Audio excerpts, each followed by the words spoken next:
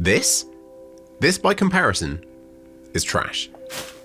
Now this is honestly the coolest Warhammer related thing I own, and coming from someone that owns a Warlord Titan, that is saying something. My name's Guy, you're watching Midwinter Minis. This video has been kindly sponsored by Incogni, and at the end of last year I visited my pal Theo from the YouTube channel Slimehouse TV. If you don't already know him, he's a ludicrously talented dude. Filmmaker, toy maker, illustrator.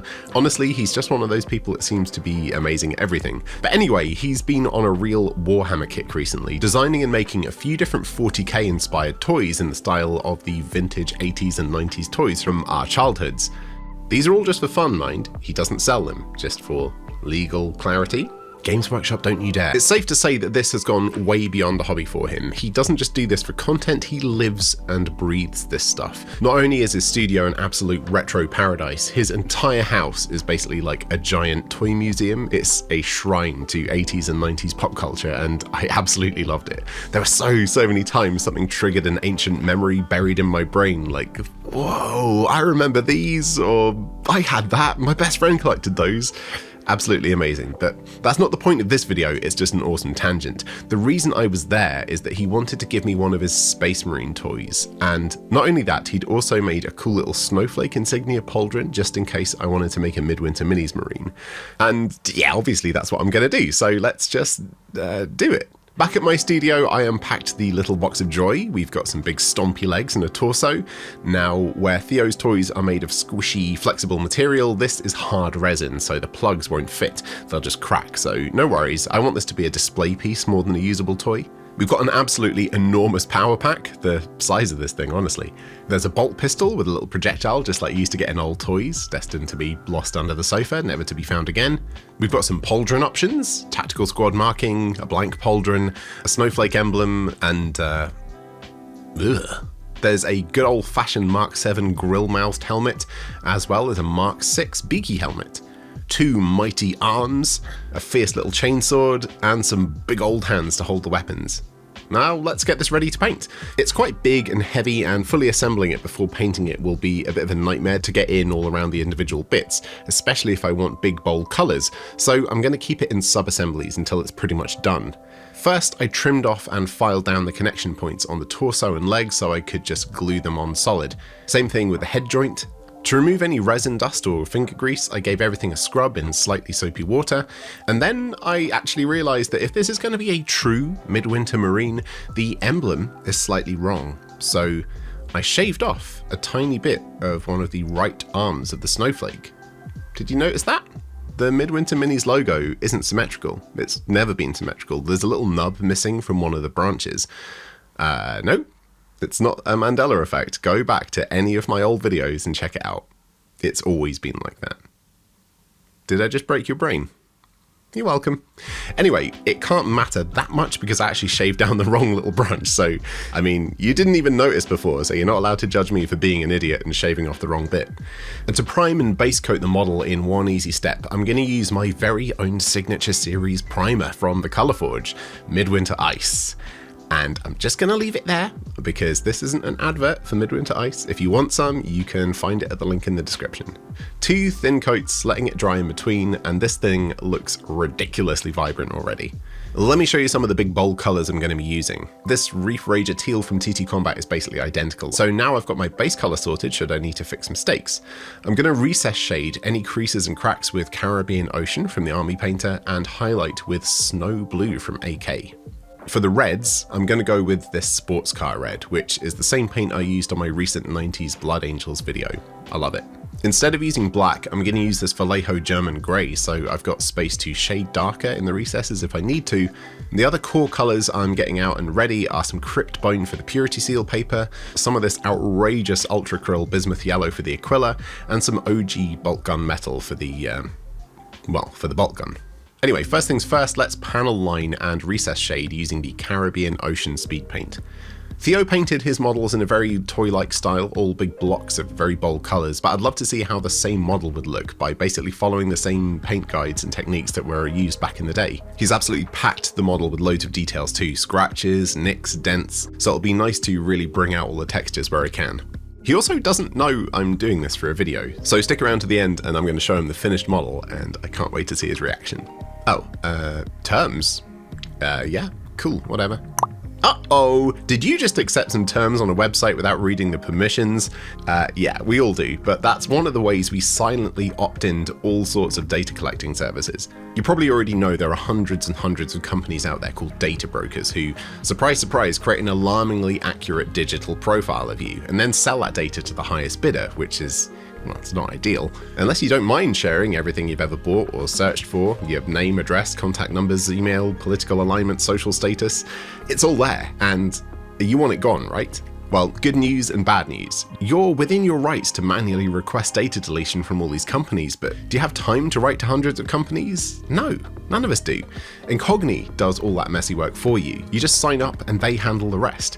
Not only that, they give you detailed reports of who's been contacted and how the requests are progressing. If you want to enter 2025 with a bit more peace of mind about your personal data, head to the link in the description, incogni.com/midwinterminis, and sign up using the code midwinterminis for a 60% discount on an annual subscription. That's 60% off with the code midwinterminis. Crazy. Thank you so much Incogni for sponsoring the video. That'll help with the 2 flat tires that I got from a massive pothole on the drive up to collect this model.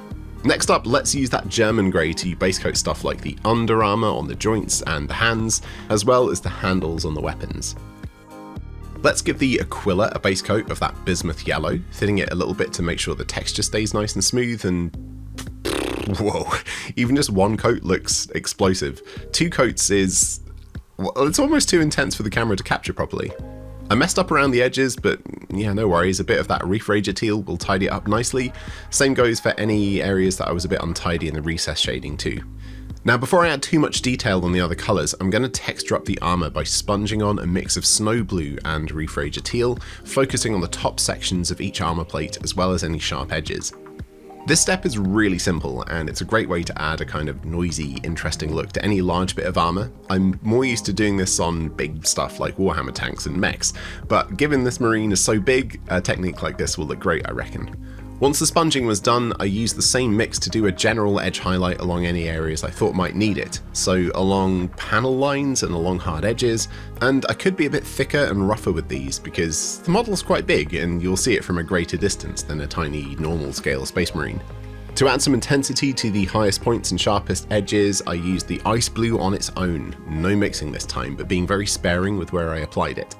Now I want quite a few areas of this model to be white, but what I'm not going to do is use white to base coat the bits because A, it'll just be way too intense and make everything else look duller, and B, it leaves you nowhere to highlight up to. So instead I'll base coat all the bits I want white with some of this Ulthuan grey, which is a decent off-white. It tends to be a bit thick, but you can avoid creating that classic chunky white look by just thinning it with plenty of water and applying loads of coats. This is 3 coats. I mean, I'm gonna do 1 more for good luck. To recess shade the white areas, I'm going to do a 50-50 mix of Ulthuan grey with German grey, thin it and carefully apply it with a detail brush, which at this scale, a detail brush means a size 2. To add some texture to the white like we did with the ice blue, I'm going to do the same technique, but mixing Ulthuan grey with some AK white 50-50 to do some careful sponging, and then switching to pure white just for some careful highlights. Let's crack out the red. Oh, look at that, so saturated. I hit the gem on the chest and the casing on the bolt pistol and the chainsword, keeping it thin and doing multiple thin coats to keep the coverage smooth. And while I wait for that to dry, I added some slightly lighter grey highlights to the under armour areas. Now the red's dry, I grabbed some Blood Angel's red contrast paint to do the recess shading on the red parts, making sure to line all of the armor panels and rivets. I also started adding thin layer after thin layer in the classic oval shapes on the gem to start building up a realistic deep shiny thing look. Some AK Deep Orange will be the perfect highlight colour for the red parts, and I know whenever I paint any bright reds on the channel I usually get quite a few people in the comments saying that what I've painted is actually orange and not red, and that's fine. I've got what's called deuteranomaly, which means my perception of reds and greens is really weak compared to normal eyes. Anything that has any subtlety is kind of lost on me. It all starts to look really drab and browny and grey. It's quite a common thing in men apparently, but yeah, that's probably why I prefer the eye-melting reds of 90s Warhammer. Because I can actually see it. So speaking of 90s Warhammer, let's crack out some OG flesh wash to line all of the yellow areas. And oh my goodness, that is starting to look crisp. A quick tidy up with the yellow I used for the base coat, and then onto some ice yellow to do some edge highlighting. As a final step for the yellow wings, I went back to the original yellow to re-establish the midtone. I wanted to deepen the richness of the gem even more, so I used some Druchii Violet to add another layer of colour in the orb, and also line the outside of the gem too. I almost forgot to base coat the knee V in red too, but to make it look a bit different from the other reds, I'm going to shade it with the same violet wash. Nice. You know, I thought it would look cool for the belt to be silver, but I reckon that would be a bit distracting, so I just shaded it and highlighted it like the rest of the blue parts. A couple of dots of pure white reflection in the gem, and oh, that looks nice. Also, speaking of flitting between colour choices, I'm worried that if I just paint all of the intakes and vents on this power pack the same gunmetal as the pipes, it's going to look a bit meh. So let's do the pipes that deep German grey instead, with just a few light highlights very sparsely placed. I base coated the parchment with a few thin coats of this crypt bone paint, and while it was still wet, I added a richer tone towards the bottom with some of that flesh wash that I used to line the Aquila. I mean, if this paint was honestly named, it would be jaundice wash, right? That doesn't look healthy. Right, let's crack out the OG bolt gun metal for all the parts I want to be metallic. What a gorgeous colour, oh my goodness. No, and it's not the same as lead belcher, don't even. Let's get the teeth of the chainsword and the gunmetal parts of the gun. Makes sense. Also the cables on his tummy, and finally his adorable little earmuffs. Now back to the German grey, I'm going to paint over the cover of the chainsword to get ready for the classic hazard stripes. And I also thinned it down loads to do some teeny tiny scroll script on the purity seal. This model is way too big to do an all over wash for the metallic parts, even though that's my preferred method because it's easy and I'm lazy. I reckon I'll have to recess shade and panel line everything properly and carefully using some black Templar contrast paint. Yes, beautiful. Really gives it that kind of comic book look, you know? Now for the rest.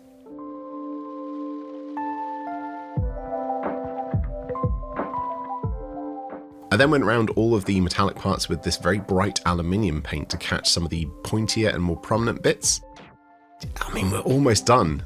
For the head, I painted the tiny targeting lens in red, the same as the gem on the chest, so I'm not going to bore you with that. But for the eyes, I basically used the same technique, but with a really vibrant green instead. And yes, Space Marine 2 fans, Astartes helmet lenses are allowed to be other colours than red. Right, let's do some hazard stripes. I pressed down and pulled up a bit of masking tape to reduce its tackiness to minimise the chance that it'll pull up the paint, and then I sliced it into strips and placed it down in roughly equal spacing, just eyeballing it. I then sponged on some Avalan Sunset, which is a really nice mustard colour, and then dabbed on some of that more intense yellow that I've used on the rest of the model. After leaving it a few minutes to dry, I peeled off the tape to see how we did. Well, apparently that German grey paint isn't very durable. I mean, it's a cool effect if that's what you were going for, but it's not what I was going for. Maybe it's worth a shot if you primed rusty red or orange underneath. An easy way to get an old chipping paint look, but I'm going to carefully fix that black. Glue the weapons onto the hands, and I mean, glue everything to everything. This boy's done. And yet, it kind of feels like it's missing something. I scaled up a 25mm base to 90mm, making it the chunkiest, silliest Warhammer base ever, 3D printed it with the supports really close to the flat side, so it added some instant texture when they were torn away.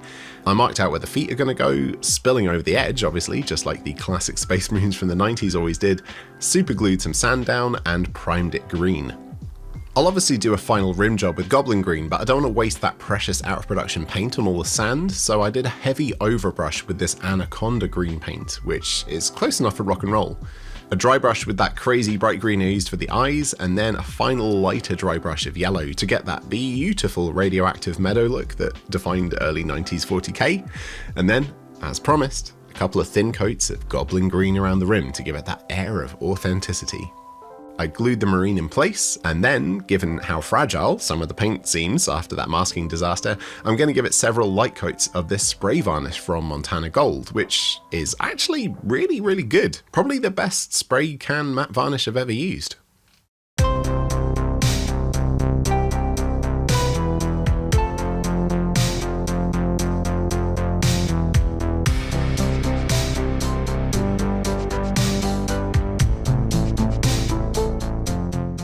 I know I said at the start of the video that this is now probably my favourite thing that I own, but honestly, I'm not joking. Looking at this just brings me so much joy.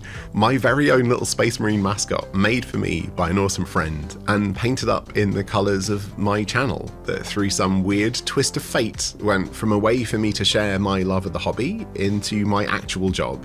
And this dude really epitomises all of that. I'm so lucky to have this. And I'm so lucky to have you watching my videos. So thanks. Should we show it to Theo and see what he thinks?